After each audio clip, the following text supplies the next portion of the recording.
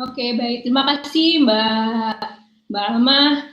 Selamat malam semuanya. Semoga semua dalam keadaan sehat ya. Stay healthy and stay safe ya di the new normal ini. Tadi luar biasa sekali penjelasannya dari Ibu Neni. Kayaknya udah mencakup semua ya, udah mencakup semua. Nah, nanti mungkin dari saya dan dari Mbak Alia akan lebih menjabarkan lebih detail ya. Kemudian mungkin kami akan juga mengeluarkan teori-teori yang apa sih sebenarnya how to be this good MC, host dan moderator. Jadi sekarang ini itu memang ada banyak istilah-istilah yang baru ya untuk yang millennials dan cara-cara kita going into the digital events yang sekarang lagi marak ini ya. Baik, selamat malam. Sekali lagi, saya Novi Hernawati dari Indonesia Human Resources Foundation for Leadership. Sekarang saya masih aktif, seperti tadi Mbak Alma introduce di Schlumberger, is a technology service company di Migas. Kami itu banyak melakukan kegiatan events yang mempertemukan industri, akademisi, dan pemerintah. Jadi menggabungkan itu semua untuk membentuk future leaders. Ya. Dan itu berupa CEO roundtables, berupa leadership summit, kemudian ada pelatihan-pelatihan juga yang imersif, yang hands-on, baik di dalam negeri maupun di luar negeri. Sebenarnya untuk meningkatkan kompetensi dari anak-anak muda Indonesia. Ya. Dan banyak sekali event sebelum sekarang sudah maraknya digital events ini, itu semua dilakukan secara kita bentuknya seperti acara gitu ya. Nah, di situ adalah di mana peran pembawa acara yang lebih memiliki peran utama. Di new normal ini membawa kita ke digital events. Ya, jadi udah banyak sekali seperti tema-tema seperti adaptive leadership, jadi bagaimana kita harus mengadap leadership yang baru, lalu disruptive, digitalization, itu semua yang sering kita bicarakan di topik-topik webinar sekarang ini. Jadi untuk malam ini kita akan membahas bagaimana menjadi MC, kemudian online host dan moderator. Nanti moderator akan banyak dibawakan oleh Mbak Alia, saya akan lebih ke MC dan host. Oke, mungkin bisa next slide-nya. Saya akan ke agenda. Jadi malam hari ini mungkin kita mulai dengan saya tahu nih banyak anak-anak yang mungkin pengen tahu teorisnya apa sih sebenarnya teoris communication dari para ahli-ahli ini ya. Kemudian dasar-dasar menjadi MC dan host itu apa saja. Tadi sudah banyak sebenarnya diutarakan oleh Bu Neni. Tapi di sini mungkin ada different perspective yang bisa saya share juga. Kemudian apa bedanya MC, itu tadi MC, host dan moderator. Ya, oke, mungkin next slide kita masuk ke teori-teori communication dari para ahli. Jadi semua tahu ya, semua sudah tahu Stephen Covey, right? Stephen Covey itu mengatakan bahwa communication is the most important skill in life. Ya, jadi di kehidupan communication itu adalah yang paling utama, yang paling important. Tapi berbagai studi di berbagai universitas mengatakan bahwa sebenarnya communication itu terdiri tidak hanya speaking. Kalau bisa dilihat, listening itu 45%, takes up 45%. Jadi menjadi pendengar yang baik itu sebenarnya adalah the key to the communication. Di mana kita speaking 30%, lalu masuk ke writing. Jadi communication itu bentuknya ada penulisan, ada yang mendengar, kemudian membaca juga. Jadi seperti ini, melihat, membaca presentasi, itu takes up the 16% of the communication time in business. Jadi sebenarnya yang paling utama adalah listening skill. Dan itu tidak mudah untuk listening ya. Speaking itu 30%. Oke, next. Nah, dari communication talking atau speaking, communication speaking itu, Albert Mahreban, ya, jadi expert yang lain on effective communication, itu mengungkapkan bahwa non-verbal messages itu 55% efektifnya. communication. Apa itu non-verbal message? Non-verbal message itu body language, ya. Jadi pada saat kita melakukan communication, yang pertama dilihat adalah body language, kemudian smiling, ya, senyumannya. Jadi non-verbal messages yang tidak keluar secara verbal itu takes up 55% of the message. Kemudian voice tone, tadi yang seperti Bu Neni mengungkapkan, voice tone itu sangatlah penting. Jadi nanti bisa saya jelaskan bagaimana misalnya untuk membuka acara, yaitu tadi ya, suara kita itu harus mendominasi. Ya, yang penting adalah suara kita harus mendominasi. Jadi pas kita buka acara, ladies and gentlemen, good evening ladies and gentlemen, welcome to the 2020. Gitu ya. Jadi harus benar-benar kita harus dengan mic itu lebih menggelegar lagi. Jadi itu juga takes up the most effective communication menurut Albert Mehrabian juga ya. Dan written words itu yang penulisan di mana kita mencatat, dan itu mungkin untuk sebagai moderator nanti itu juga sangat berperan. Oke. Jadi next mungkin saya masuk ke apa sih sekarang bedanya MC, kemudian host dan moderator. Kebanyakan saya itu memang memegang acara MC atau pembawa acara dalam acara-acara yang lebih formal atau teknologi events ya. Jadi sifatnya memang pembawa acara teknologi events itu bedanya dia memang lebih formal ya. Jadi tidak seformal acara protokol yang seperti tadi Bu bilang, tapi dia itu sesuai dengan tugas dan fungsinya untuk lebih resmi. Jadi dan master of ceremony, acara-acara pembawa acara-acara yang sifatnya lebih master of ceremony seperti acara-acara hiburan, itu dia tuntutan kreativitas dan improvisasinya itu lebih tinggi mungkin, karena dia harus membaca situasi, kemudian dia harus menciptakan suasana ya dengan karakteristik acaranya. Jadi apabila acaranya itu adalah acara ulang tahun, dia juga harus menciptakan suasana dan berinteraksi dengan audiens sesuai dengan acara yang diadakan. Untuk teknologi events itu dia memang lebih banyak kita harus introduce materi, introduce speakers ya, dan dia itu sudah menggunakan tata bahasa dan etika yang sesuai dengan acara teknologi itu. Oke. Nah, next slide saya akan menjelaskan bagaimana sih becoming an MC ya. Jadi fundamentalnya itu apa? Ya, fundamentalnya atau dasar-dasarnya seperti tadi, balik lagi, yang paling penting adalah body language ya. Jadi senyum dan percaya diri, self esteem. Nah, percaya diri ini bisa di-build. Jadi percaya diri itu harus dilatih, percaya diri itu harus dibangun ya, di-build. Ini yang memang jadi adanya kegugupan gitu ya, jadi tidak pede, suara tidak keluar. Nah, bagaimana sih membangun percaya diri ini? Bagaimana sih membangun self esteem ini? Nah, hal-hal yang di bawah ya, yang nomor 2 ke bawah itu konsentrasi salah satunya. Jadi untuk membuild percaya diri, kita harus konsentrasi dengan acara yang akan kita bawakan. Jadi pada saat biasanya saya membawakan acara, saya juga terlibat dengan organisasi acaranya itu juga, ya. Jadi biasanya saya ikutan mengatur, kemudian ada begadangnya juga, gitu ya. Tapi pada saat saya menjadi pembawa acara, menjadi MC, saya harus full konsentrasi di acara itu.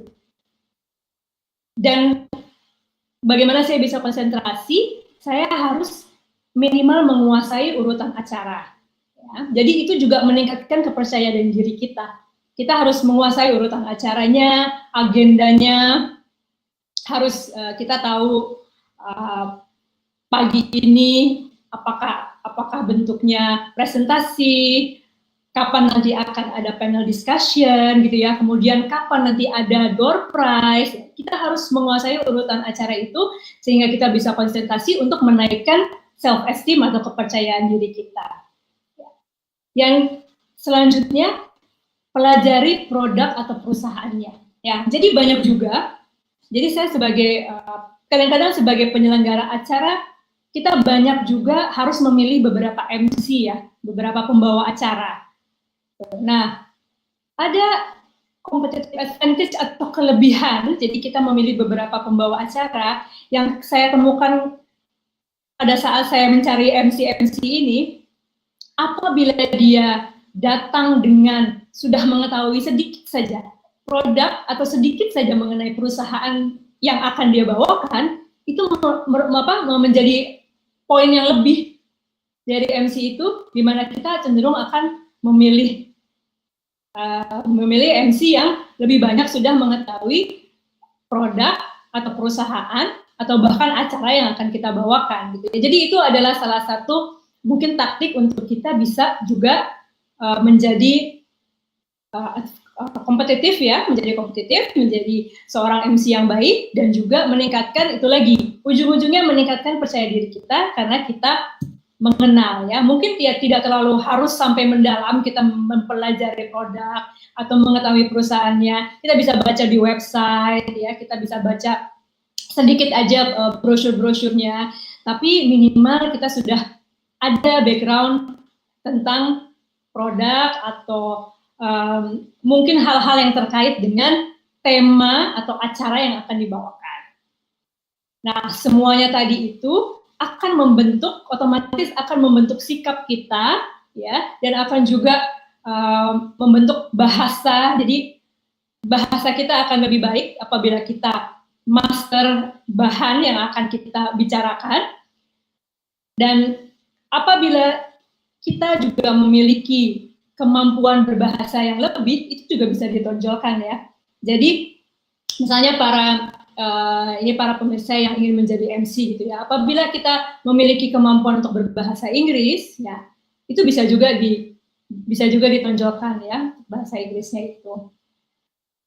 Jadi, nah sebenarnya menjadi MC atau moderator atau host gitu ya, selain memang kita memiliki kesukaan atau memiliki jiwa untuk menjadi seorang communicator atau communication expert ya, ini juga bagus kita untuk memperluas wawasan. Jadi dengan kita menginterview atau kita dengan mengintroduce para panelis, para expert, dan kita mendengarkan mereka, dan nanti apabila menjadi moderator dia harus engage dengan conversation-nya. Ini sangat-sangat sangat-sangat ini banget lah, memberikan additional value ya untuk kita, karena itu sangat-sangat memperluas wawasan kita. Jadi sebenarnya bagaimana sih kalau menjadi MC atau pembawa acara ini, contohnya ya, jadi dan terutama ini untuk acara-acara teknologi sessions gitu ya, atau untuk acara launching produk ataupun acara panel discussion yang sifatnya lebih corporate ya. Jadi corporate, pembawa acara di acara-acara corporate. Jadi pertama-tama kita mempersilahkan peserta untuk memasuki ruangan ya. Jadi mereka misalnya ini acaranya ada coffee break di luar dulu, pagi-pagi biasanya ada coffee break. Lalu secara voice over, jadi suara kita belum mendominasi, tapi kita mempersilahkan peserta untuk memasuki ruangan karena acara akan segera dimulai. Jadi menjembatani ya, para peserta untuk masuk ke dalam.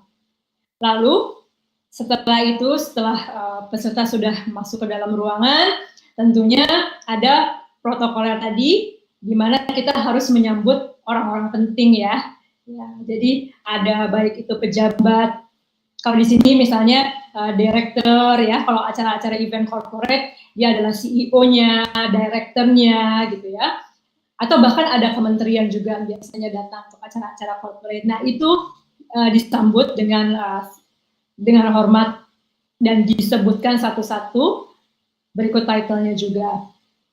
Lalu kita menyambut opening. Jadi opening sesi itu dengan senyum dan suara mendominasi. Itu tadi ya, balik lagi. Jadi selamat pagi, good morning ladies and gentlemen. Welcome to the roundtable talk on how to be a good moderator. Contohnya seperti itu. Nah, sebagai pembawa acara, kita juga menyampaikan inti dan susunan acara, ya, agenda acaranya apa saja. Nah, apabila acaranya ini adalah talk show, kita akan memperkenalkan moderator. Ya, apabila acara ini talk show. Tapi kalau misalnya bukan talk show, ini adalah presentasi, kita memperkenalkan presenter. Yang paling penting juga pada saat ini adalah corporate event, ya, di mana kita introduce presenter, kita juga harus mempersiapkan, karena biasanya kan presenter itu mereka kadang-kadang harus menyiapkan PowerPoint gitu ya, presentasi, di mana kadang-kadang tuh IT ada glitch-glitchnya dan ada waktu jeda di antara dia harus naik ke panggung, mempersiapkan presentasi. Nah, di situ kita harus siap untuk menyiapkan materi-materi ya 1-2 kalimat penyambung ya, karena jadi apakah akan membicarakan, kita bisa juga membicarakan presentasi yang dia akan lakukan pada saat itu, atau kita sedikit meremind atau mengingatkan para audiens untuk mengisi lembaran feedback form gitu ya, untuk nanti sebagai feedback acara. Jadi harus ada hal-hal yang dapat mengisi kekosongan-kekosongan pada saat kita introduce presenter-presenter itu satu persatu. Itu yang harus dipersiapkan juga oleh MC. Lalu tentunya sepanjang acara ada interaksi juga ya, walaupun kalau acara corporate itu interaksinya minimal, tapi dia ada interaksi dengan penonton untuk pertanyaan atau quiz-quiz ya pada saat dia Q&A atau pemberian door prize. Jadi itu yang harus disiapkan juga oleh MC. Lalu setelah itu menutup acara dengan mengucapkan terima kasih dan sampai jumpa di acara berikutnya. Ya, jadi itu sampel bagaimana menjadi pembawa acara di corporate events. Nah, next slide. Kita akan shifting ya, kita akan shifting ke acara-acara webinar nih. Saya akan mulai dengan host. Jadi tadi sudah diceritakan juga oleh Bu Neni apa itu host ya. Jadi host itu dia sebagai tuan rumah ya. Jadi dia hosting acara sebagai tuan rumah ya apabila dia webinar. Jadi dia itu sebagai, karena ada juga acara-acara, jadi di sini adalah bisa AI sebagai host ya. Kemudian Mbak Alma itu sebagai moderatornya. Jadi sebagai host itu dia adalah tuan rumah, di mana tugasnya dia adalah welcoming audience ya, jadi menyapa audience pada saat berdatangan, welcoming message, selamat datang di acara webinar, kemudian membacakan juga agenda atau topik yang akan dibicarakan pada malam hari itu di webinar itu. Lalu ada protokoler juga seperti tadi Mbak Alma sebelum mulai, itu protokoler yang sifatnya online di webinar. Jadi biasanya kita memberitahu bahwa event ini semua peserta akan di-mute, lalu seluruh pertanyaan dilakukan online, ditulis di chat, lalu moderator akan merangkum dan akan moderate pertanyaan-pertanyaan yang diberikan oleh audience. Ya. Setelah itu protokol, dan kemudian juga ada juga dia para peserta itu dimohon untuk tidak menayangkan hal-hal yang bersifat promosi, yang bersifat melanggar undang-undang ITE gitu ya. Jadi itu beberapa hal yang diungkapkan. Jadi ada rules of the game atau rules of the house, karena ini adalah acara yang di-host oleh kami. Itu diungkapkan, disampaikan juga oleh seorang host pada acara webinar. Lalu si host ini akan mengintroduce moderator. Ya, biasanya jadi di acara webinar ada beberapa narasumber, ada juga moderator, karena nanti moderator kan harus engage langsung dengan narasumbernya ya, dengan pertanyaan-pertanyaan, dan dia harus on top of the discussion. Nah, jadi dia tidak bisa juga track inquiries, jadi kita melihat di chat windows pertanyaan apa saja, atau misalnya ada peserta yang ingin berbicara langsung, dia raise hand, bisa tolong di unmute. Nah itu nanti akan diperhatikan oleh si hostnya itu. Lalu dia juga akan mengadminister apabila moderator akan melakukan Q&A. Dan yang paling penting ya, dengan teknologi IT kita tidak tahu apabila ada sistem glitches. Ya, sistem glitches itu bisa aja terjadi. Nah, di situ host pasti akan sibuk nih untuk wah ini gimana nih sistemnya ini, kenapa ini nggak on dan segala macam. Jadi dia akan jadi dia mengatur jalannya webinar. Jadi sebagai host dia akan mengatur juga bagaimana kelancaran acara webinar secara keseluruhan. Ya, mungkin itu saja dari saya, Mbak Alma. Jadi itu sedikit menjelaskan ya, jadi bagaimana perbedaannya host, MC gitu ya, MC, kemudian host. Nanti moderator acara akan ada yang menjelaskan lebih lanjut lagi. Oke, baik. Terima kasih.